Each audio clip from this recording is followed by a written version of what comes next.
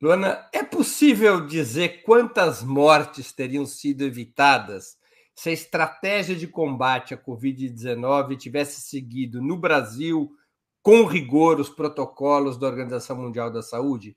Quantas são as mortes que podem ser espetadas, responsabilizadas no governo Bolsonaro, afinal de contas? Breno, eu acho assim, algumas coisas nesse sentido. A primeira é que, falando especificamente do OMS, né, toda vez que a gente fala de uma orientação em saúde pública, de um órgão desse tamanho, ela precisa valer para todos os países, tá certo? Então, é uma orientação normalmente relativamente superficial, porque ela precisa abarcar contextos muito diferentes. Então, você depois tem que pegar isso e adaptar para o seu contexto e fazer aquilo funcionar melhor para o seu país.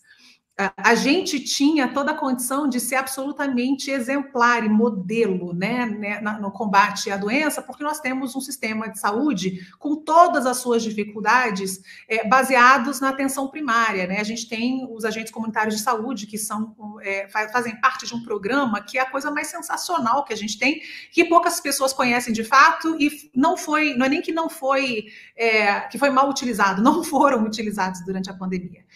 O nosso melhor recurso foi absolutamente alijado dessa resposta.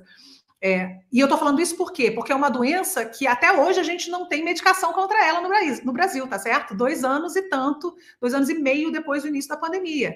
Então, uma doença que, na sua maior parte, não tinha uma medicação específica e até hoje não tem para a gente aqui, e tinha uma vacina que levou um tempo, né, metade desse tempo para aparecer.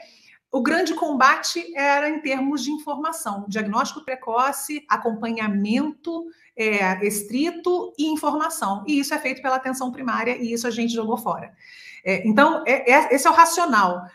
Pedro Halal, meu querido Pedro Halal, epidemiologista, que inclusive foi a CPI depois de mim, trouxe uma conta muito superficial nesse sentido. Da Universidade de Pelotas, né?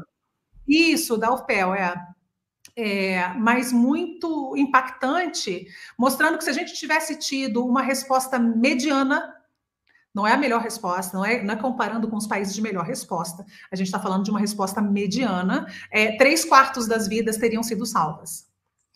É muita coisa, não é mais ou menos. É muita coisa, né? Quando a gente fala em 700 mil mortos, é muita coisa. Então, é muito importante que isso seja esclarecido. E tem uma outra coisa muito, muito séria, é que, sim, o governo federal tem uma enorme participação nisso, mas ele não está sozinho. Ele não está sozinho. Estados e municípios, muitos estados e muitos municípios, infelizmente, ou por questões políticas ou econômicas, ou quaisquer que sejam, anti-ciência e anti-bem-estar público, têm a sua parcela e também parte da questão privada, da saúde privada, porque se fez em cima disso. Existe uma indústria que se compraz do desespero e da morte das pessoas e ganha dinheiro com isso. E essa indústria, infelizmente, teve um desempenho fenomenal. De novo, às custas do sofrimento e da morte das pessoas. Então, essas entidades representativas governamentais, elas são reflexo de grande parte da sociedade. A gente não pode esquecer isso. Então, não é que existe um ponto fora da curva, não, esse ponto representa grande parte dessa sociedade que continua, 2 anos e meio depois, por exemplo, dizendo que a monkeypox, essa varíola símia, é transmitida pela vacina contra a Covid, sabe? Então, assim, é uma vontade e uma certeza de que vai enganar a gente, e esse engano de gente vai sustentar uma indústria financeiramente que é desesperador de acompanhar.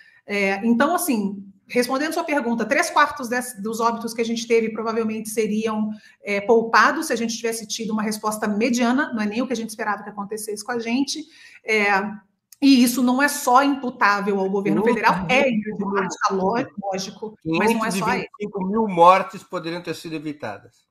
É isso aí. Que barbaridade.